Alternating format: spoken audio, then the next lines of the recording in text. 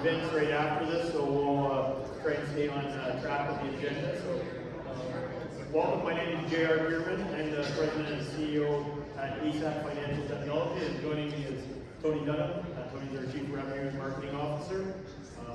So our business, we help credit unions originate, onboard, understand, and grow their membership. We have an omni-channel experience platform that about 50 credit unions up in Canada right now are leveraging.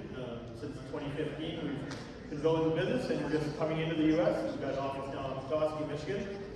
Today, though, we're going to talk a little bit about digital transformation. So nothing about our platform today, more just about digital transformation and some of our experiences. So prior to being in the software space, our business was a marketing agency that did a lot of work with credit unions. That's kind of how we got into this. And Tony was an executive at two different credit unions that we worked with in one of the large banks in Canada before that. And so we got to work on some fun digital transformation projects together. So I'm going to talk about something we developed called the EQ success equation for digital transformation.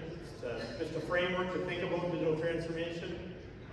Tony's going to talk about why some of this stuff matters, and I'll share a few framework examples that we've worked with over the years, and then Tony's going to finish off and talk about maybe some of the financial ROI opportunities from successful digital transformation. So along the way, if you have any questions or comments you want to interject, just throw up your hand and I'll grab them, and then at the end, happy to also have a conversation for some of your learnings as well. So thank you for being here. So, we call this slide the death clock. As I'm sure you're all aware, and we just heard from the last presentation, there's obviously a lot going on and a lot of factors affecting the credit union sector. And we know that without digital transformation, it is very tough for credit unions to be successful, to grow, to prosper, and to really ultimately deliver to members. And so, when we take a look at some of the key stats within the industry, I won't read them all off, and I'm sure you're familiar with them, but in Canada and in the U.S., we are seeing, a lot of consolidation in the credit union sector. We're seeing relatively flat growth in terms of at least branches. We're seeing, member growth that's been okay, but not, when you compare to other segments and industries, we're obviously not that fast. And we're seeing competition increase. So definitely in Canada, and I believe this is also true from our research in the U.S., the big banks have closed some of the, I'll say, gaps that they used to have versus credit unions. So where we had competitive advantages in the credit union sector before, some of those gaps have been closed. And then, of course, as we were just talking about, we're all faced with fintechs or large technology companies, the Amazons, Microsofts, Googles, that are competing at an increasingly effective rate. So for us, we really believe in the philosophy that our mission is to partner with credit unions where you guys really understand the member experience, and we understand the technology side. But we think that idea of partnership that was just talked about in the last presentation as well is so critical to innovation. And so when we think about digital transformation, we came up with this, what we call our EQ success equation. And again, it's a framework. I mean, there's obviously lots, and I'm going to present some other frameworks as well that we work with. But this is one that we've worked with on marketing projects, on product strategy projects, and on obviously technology projects more recently. That we try and get kind of a collaborative thinking around this. And so for us, the EQ comes from the engagement, effectiveness, and efficiency side of things. And then what we've also thought about and added to this framework over the years, the idea that effective member communication and staff engagement and change, these are what we feel are kind of the keys to project success when talking about digital transformation. So just want to present that as an introduction. We're going to come back to it after, but put that up there for now just to get you thinking a little bit. And I'm going to turn it over to Tony. He's going to talk a little bit about why some of this stuff matters.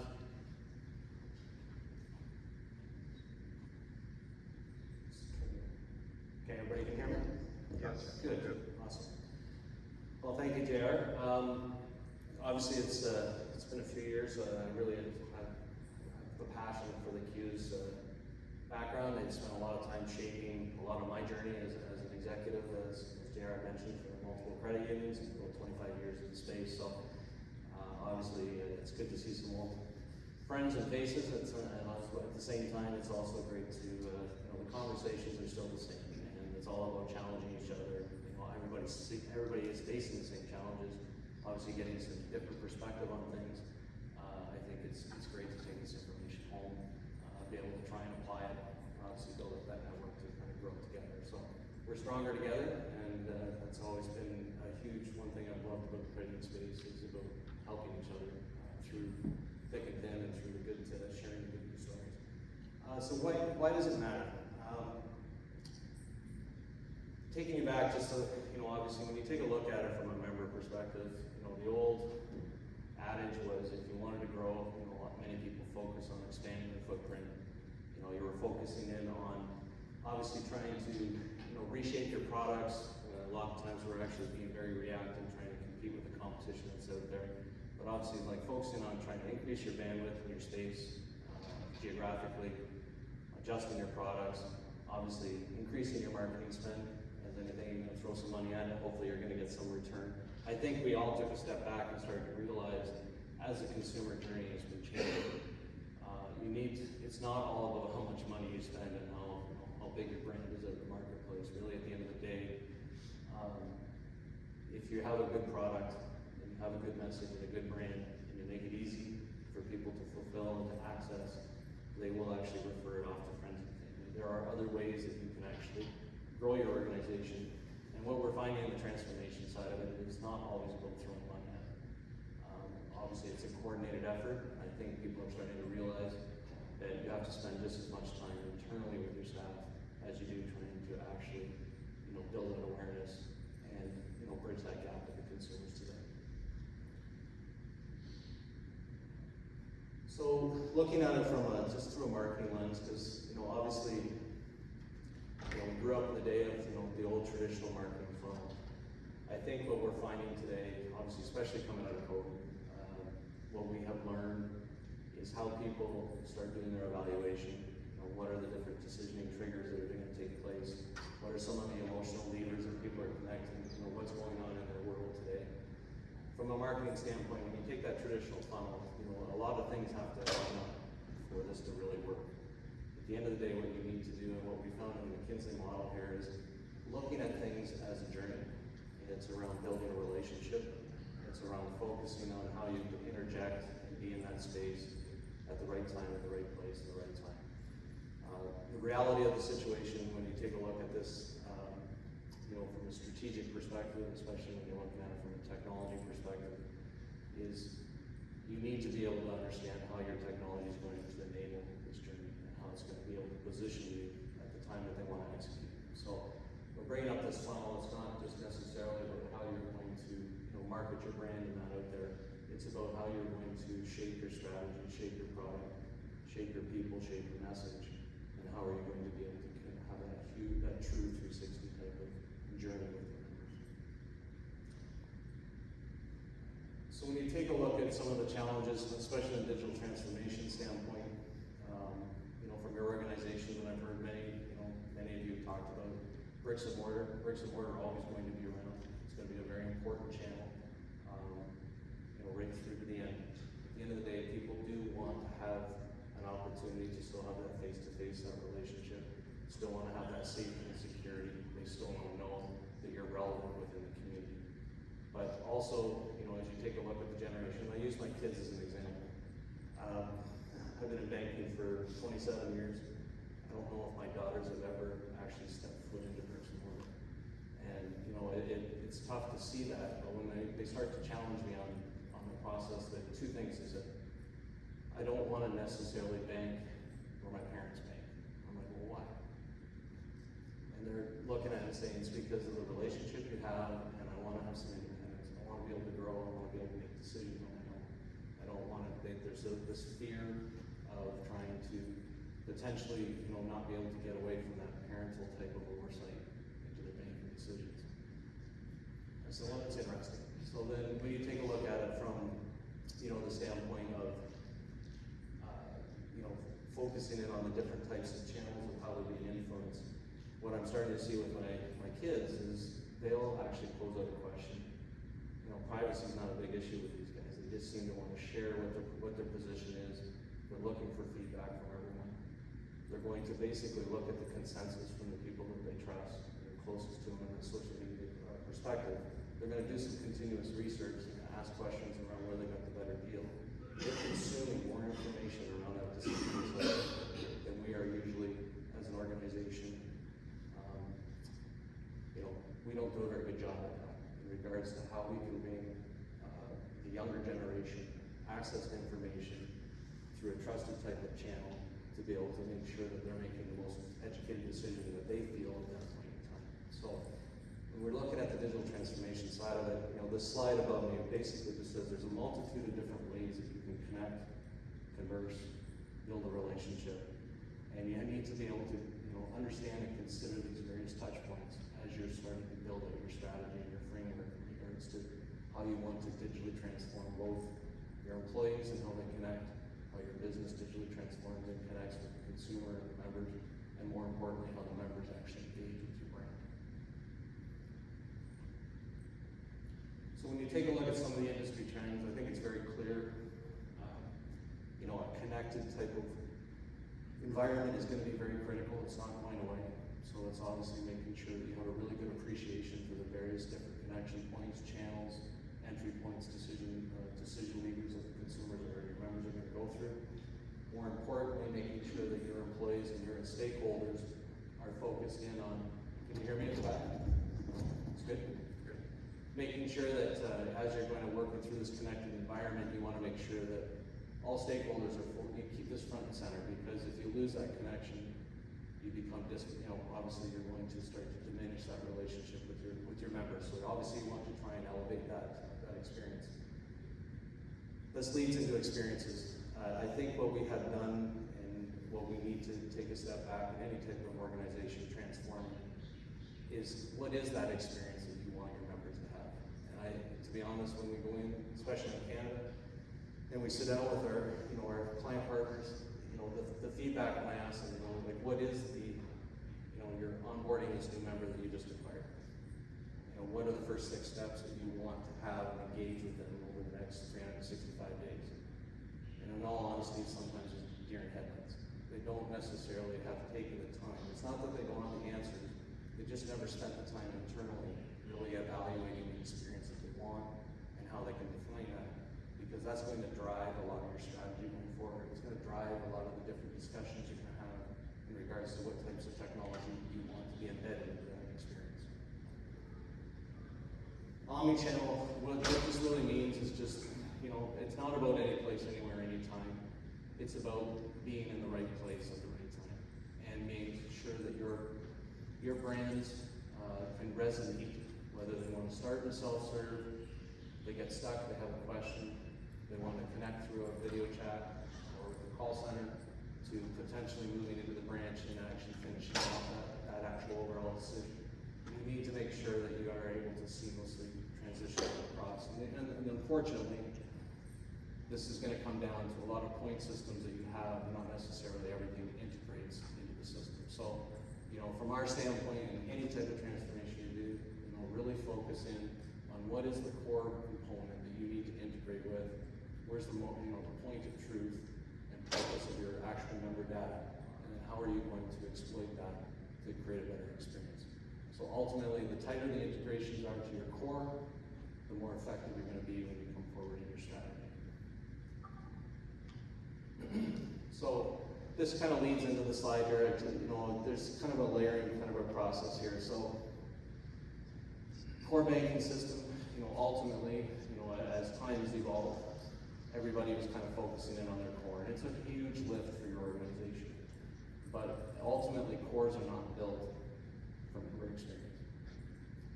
Cores are basically a really large GL. At the end of the day, you have to make sure that you safeguard and cover your members' deposits.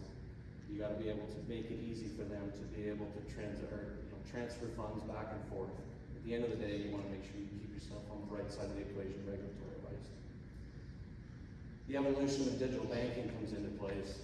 Obviously this was a very important channel, especially from the standpoint of, consumers want to be able to, they don't want to have to come into the consumer necessarily for the day-to-day basic transactions. They want to deposits are there.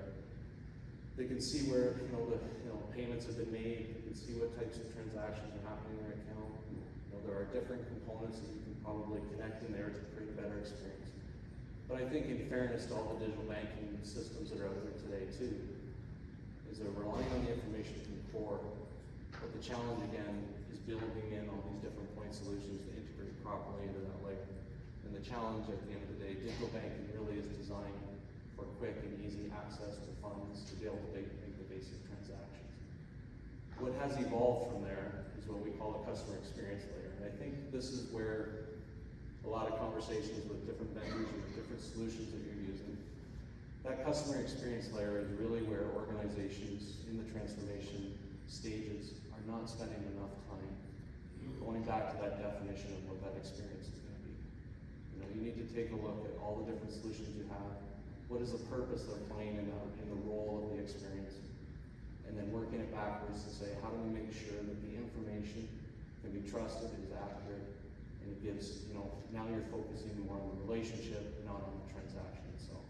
And I think what's happening in this day and age right now is we're becoming digital, but we're still very focused on the transaction. We're not necessarily focused in on what made credit unions great. And that was less time with your eyes down on it, administratively working on things, have eyes up, have a conversation, build a relationship, connect with your members, and find ways to help. And that customer layer can do that for you if you have it properly integrated and strategically laid it out and mapped it out properly. So from a digital perspective, I think I heard it earlier today, people want to be able to open up accounts, they want to be able to do different transactions on their account, they want to be able to digitally be able to make payments and transfer money back and forth, and ultimately they don't want to do loans.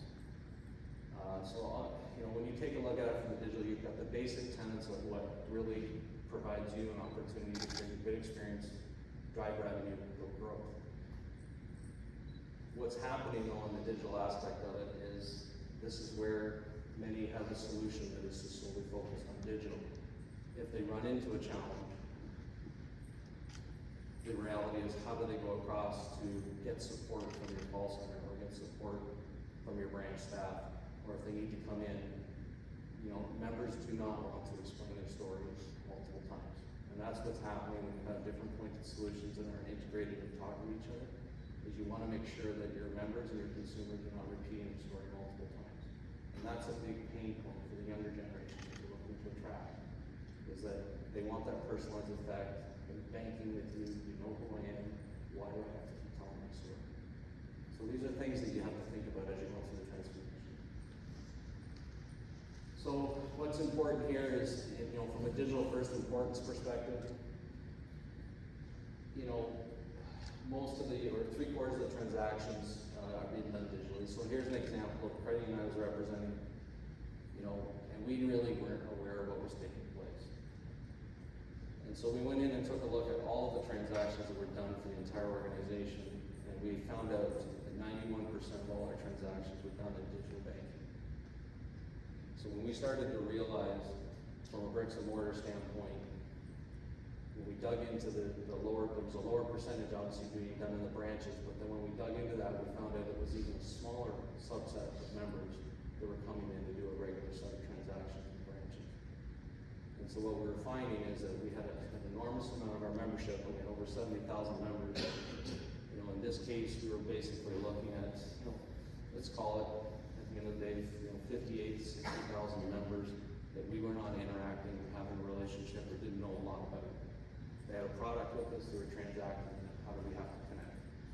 So understanding that they're in this space, it opened our eyes in regards to how are we going to create that ecosystem to be able to become more connected with them, to build value, and how do we build share of wallet in a more economical fashion by dealing with existing members, instead of having to go and spend a whole bunch of money acquiring new members.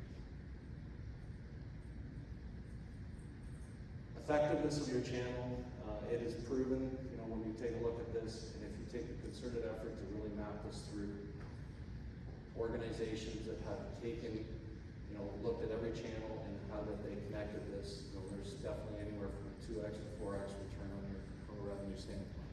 It's very critical making sure that you map it through. You don't have to have every single product aligned with this, but if you can focus in on the key products that are going to create the biggest volume in your organization, you can get the quickest wins very quickly. And then the engagement lift, when we look at this, it's a high percentage. And when you take a look at it, if you can actually master that equation and focus in on this, you can see where this starts to drive relatively back to your business cases around some of the investment that you're making in your technology. But it's going to be very critical that, experiences, the connectivity, the integration levels have to be done properly and very thoughtfully, purposefully done. If you do this, you can actually start to see the massive return. So I'm going to, before I hand it over to JR, just kind of shape it because we're going to talk a little bit about some of the learnings and the strategy side of it. But this is a framework from an acquisition strategy standpoint.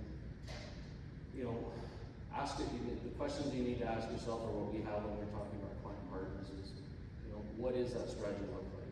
Let's talk about the ideation of it, the creation of it. What are the steps that are involved in the development? And more importantly, what's the execution look like? And making sure change management really at the end of the day is not necessarily about the technology, it's more about how are you going to transform your processes today? Because it's clear, and this is the biggest mistake we see, is everybody wants to replace what they're doing today. They want a new shiny object, technology, but they want that technology to do exactly what it was doing and what they've been trying to solve for. And ultimately at the end of the day is that, if you're trying to take a square peg and put it into a round hole, I think we all know what the answer is going to be. So part of it is going through is taking a look at the strategy, making sure that it's a clearly documented outline so all stakeholders know what's going on and can help to support with this transition. More importantly, obviously you want to make sure there's balance across this process, and balance meaning, you're building up the technology to create and attract and acquire a member and have a great experience. But what we're finding is it's not necessarily balanced and focused on the employee. So any type of digital transformation has to have both parties, so you have them engaged so that you can get the biggest return on your investment over time. And then obviously monitoring and managing. This is one area that we find very challenging. All the information is there, but organizations do struggle trying to define those KPIs and have the right mechanisms in place to measure. I'm going to turn it over to JR and we'll talk about the execution.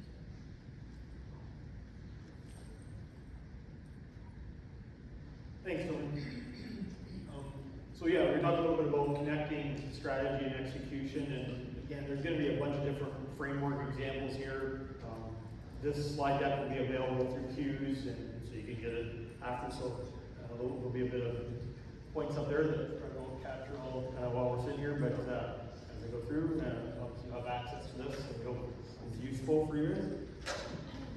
So, I think why is it important to think about execution? So Tony just explained, why does this matter, why strategy is so important. Really, that obviously is the starting point is, what is your omni-channel acquisition strategy? What's your digital transformation strategy? What's it about? But then, unfortunately, a lot of programs, digital transformation programs, projects fail. And I mean, this is, not just in our financial services crediting sector, it's across a lot of different industries, but we're subject to the same thing. And, here's some readings of McKinsey Digital, identified through some of their research. So poor organizational alignment, lack of clarity, inadequacy of resourcing, capacity and talent, and quality of digital strategy. So again, thinking about these areas, the member engagement, the effectiveness, and the efficiency, we think these are the key metrics that we want to start with when you're thinking about this. And I think we all are familiar with these metrics. I mean, probably measuring them in some ways in each of your organizations. So some of this is just thinking about how do you take some of those measurements that are at a corporate level or on, part of your annual business objectives and bring them down to your digital transformation project. And so, again, engagement, that is both at the member side, but can also be thought of, and it's important to think of it from the staff side as well. How are people going to be engaged in the project and the objectives?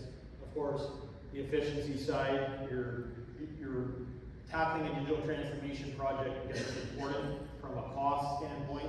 We should be getting some achievement of better results for your organization on your processes.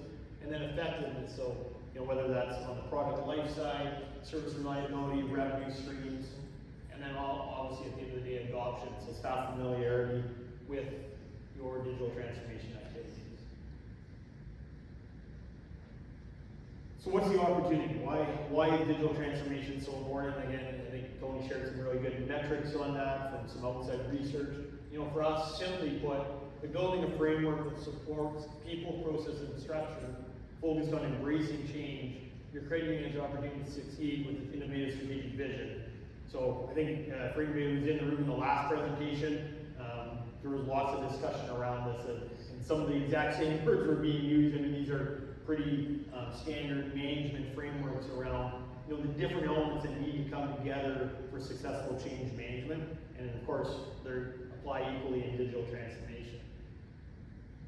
So, a few different frameworks I'm going to walk through here, and I'm not going to be able to cover them all in detail, but these are just examples of things we've used over the years, and we thought we'd share them, here today for you guys to take and use maybe in your credit union in the future. This is one we call program planning framework.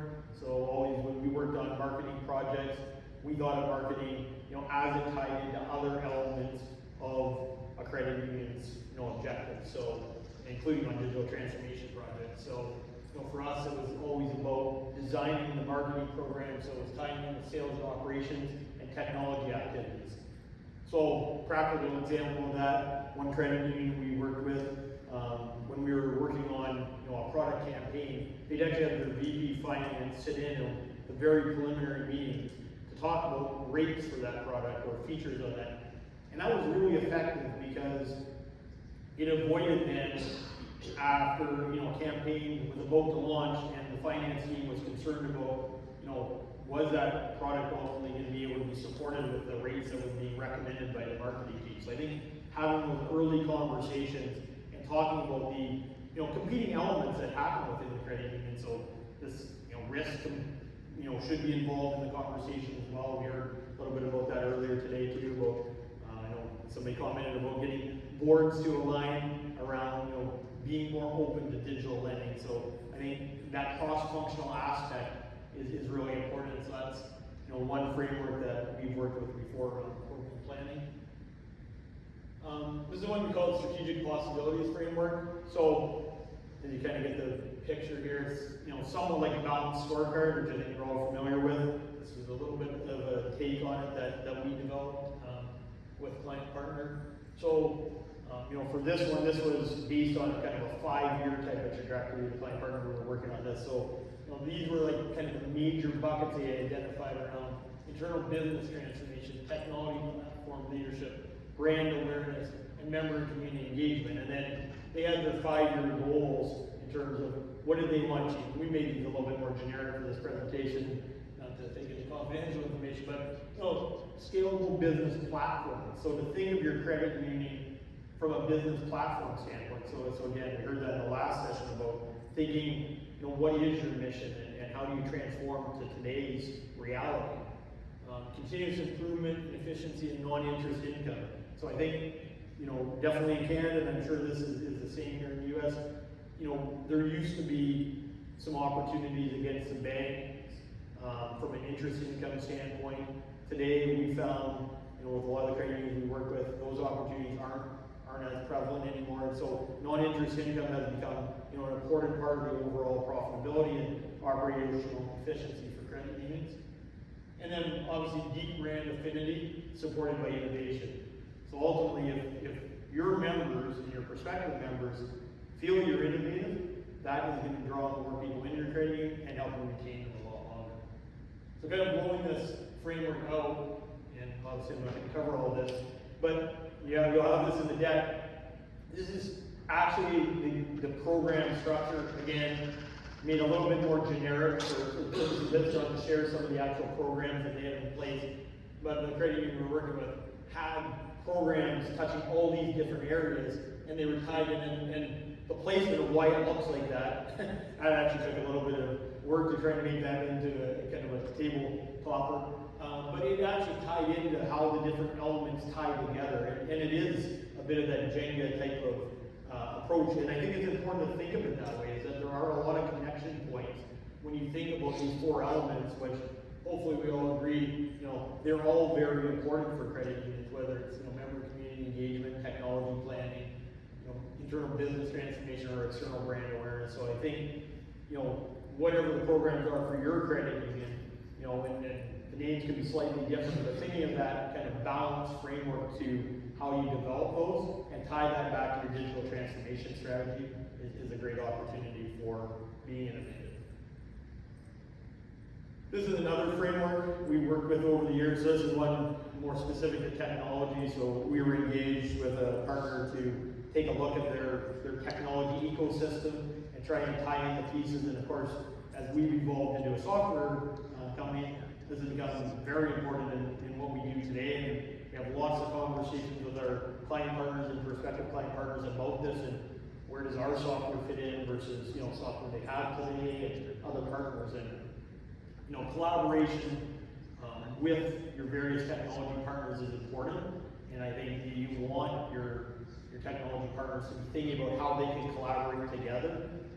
From credit union standpoint, we believe it's very important. If you want to be successful in digital transformation, you need to think about technology in an integrated way and how the pieces tie together. So, this is obviously an example of some of those key elements. There's more than this, obviously, but this is, I think, capturing a lot of the big and important areas. Where does core banking sit? Where does mobile banking, digital banking sit? What are you doing from, your online account member acquisition, product upsell? How are you driving from your CRM, your data warehouse? And what are the marketing opportunities for presenting offers, for having connection points with your members? So, kind of a view of the world on that. For us, we think a lot about integrated technology planning. So again, why is this important? So what can you achieve when you think about integrated technology planning from digital transformation? You can often achieve fewer vendors, fewer projects, and you can have a reduced number of relationships, which often will get you more efficiency, decrease risk.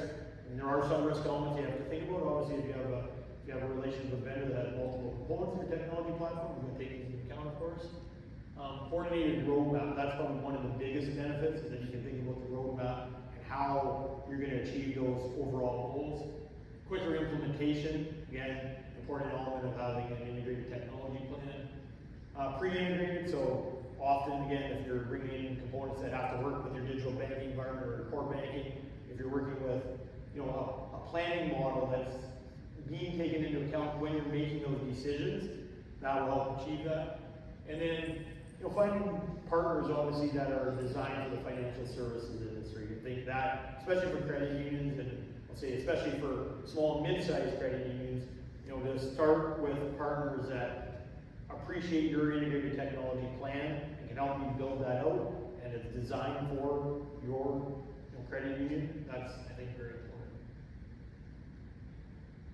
This is just an example of kind of one view, again, of that integrated member experience. For us, this is when we were thinking about our software, and like Tony said, thinking about the customer experience layer that sits on top of digital banking and sits on top of core banking.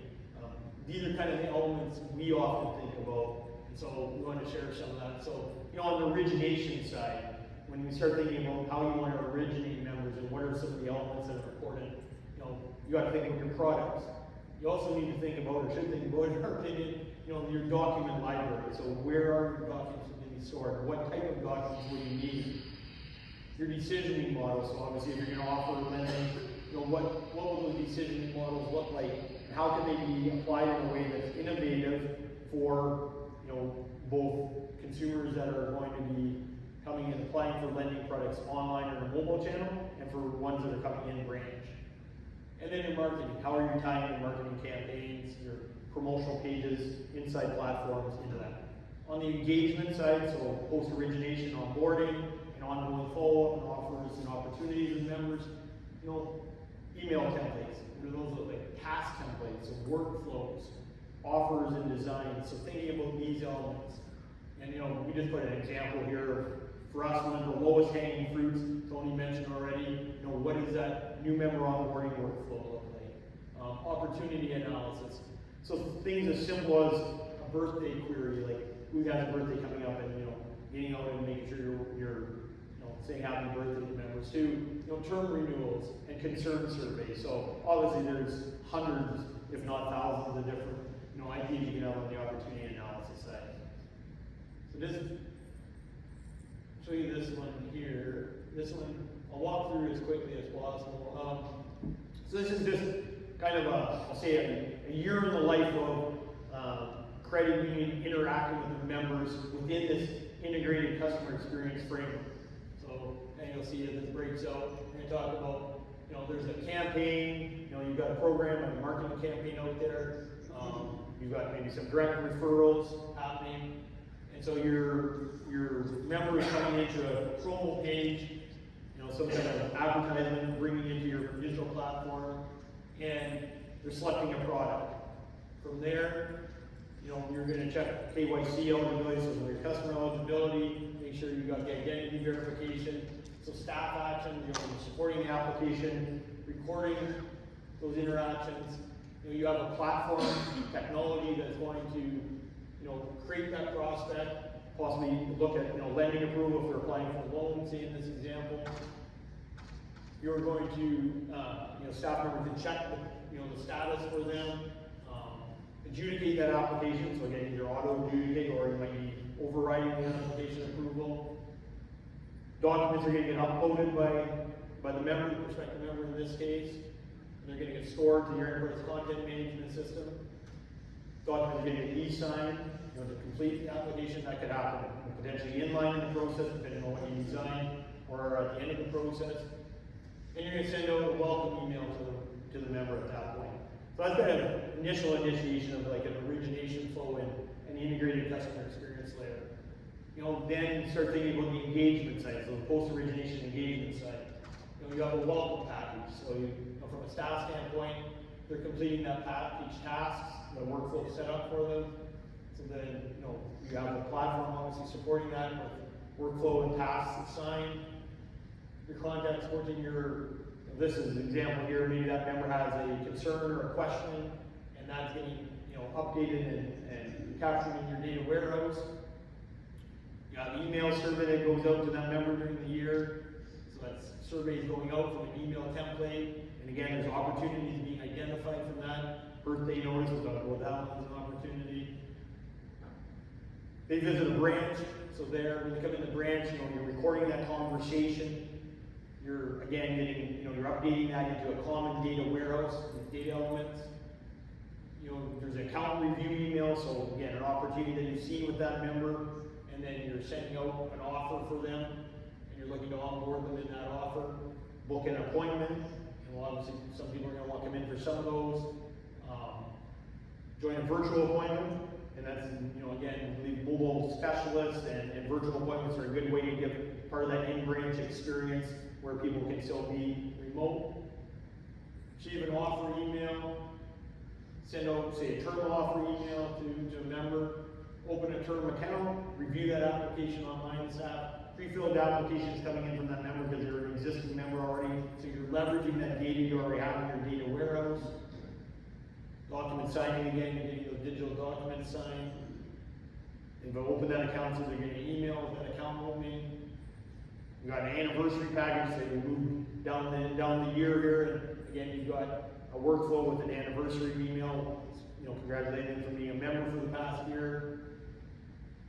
Term renewal offer, so you have automated triggers, again, from your data warehouse and your CRM that you're then delivering to that member. That term renewal offer, they're accepting that offer, so again, very easy for them to say, I'm going to renew that term offer with my credit union, and you're sending them that email. So, you know, very quickly, obviously, I was walking through that, but to give you an idea of, when you think about that integrated customer experience layer, all these types of elements can bring that really, that strong digital transformation experience for your credit union and then for your members. And so obviously, that can't come together without thinking about, you know, the marketing strategy, the technology strategy, the product strategy, and and then having that staff adoption, as part of that.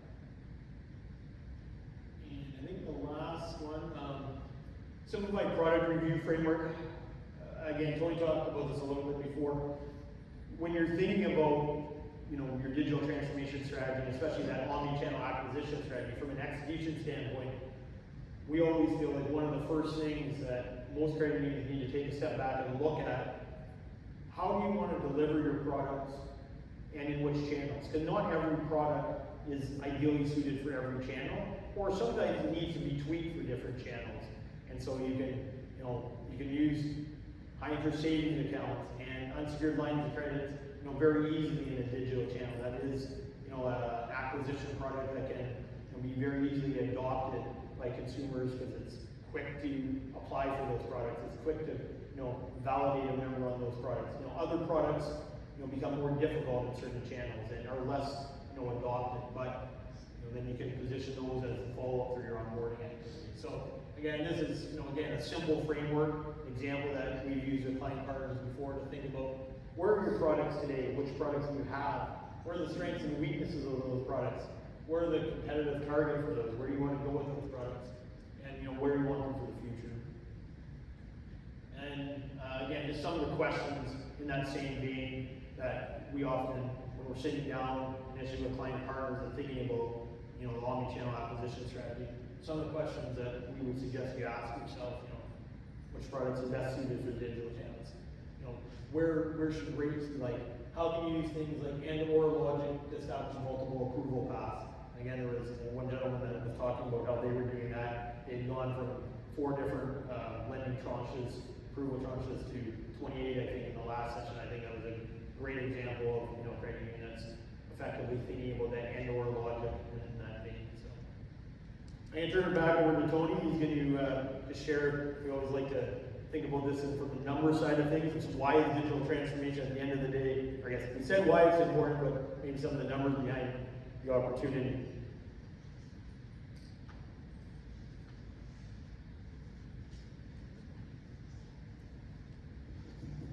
So Jerry, can you hear me back there? We're good? All right. Yeah, so I think just, obviously there's a lot to think about from a, when I was taking a look at that chart, I was going through that process just on a personal level with one of the credit unions.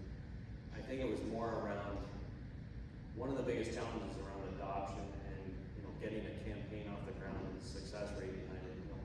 The old day, you'd throw a really good rate at it, throw some money at it, put it in the right markets, and it was just like money would just flow in.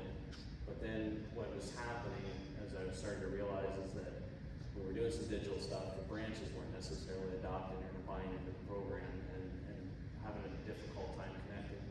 When you take a look at that flow chart that was just kind of thrown out there, as an organization, that change management piece becomes very, very apparent because you don't realize all the thought process that has to go behind, all the different things that your staff have to experience. And, it just gives, before digital, your staff were doing a lot of that.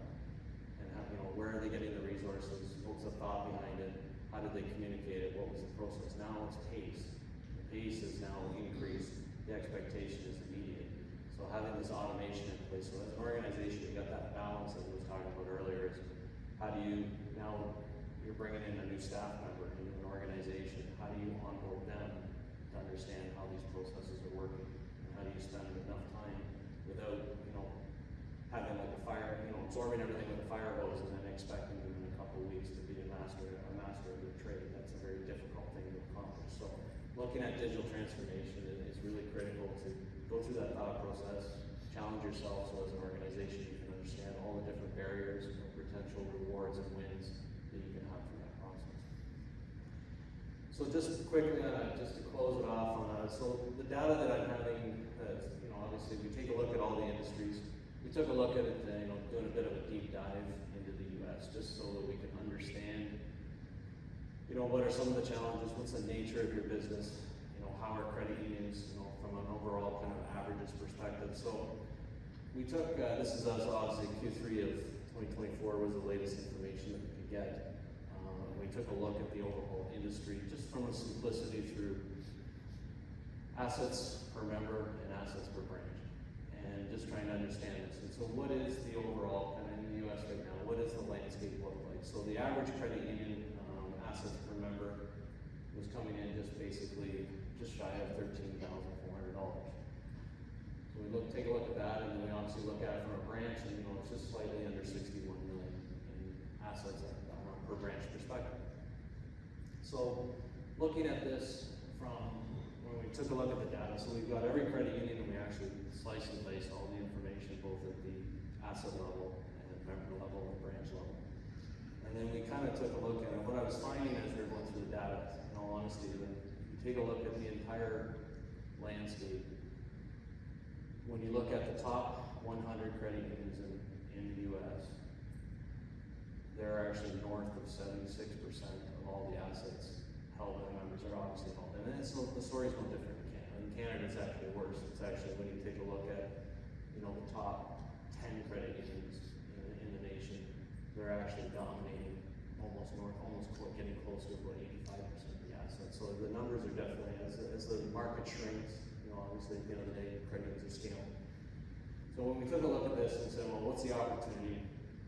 If we were to take a credit union that's kind of, take that average and find a way to move them up to the top 250. So the top 250 average right now is 19,788, and then obviously 341 million in branches. So looking at this and saying, okay, with the right type of technology, right type of approach, coordinated effort, like platform approach on this, how can an organization, you need some metrics and growth for it. So whether it's at a board or management level, how are you going to build a business case around this, and how are you going to be able to see what type of return on investment you're going to have?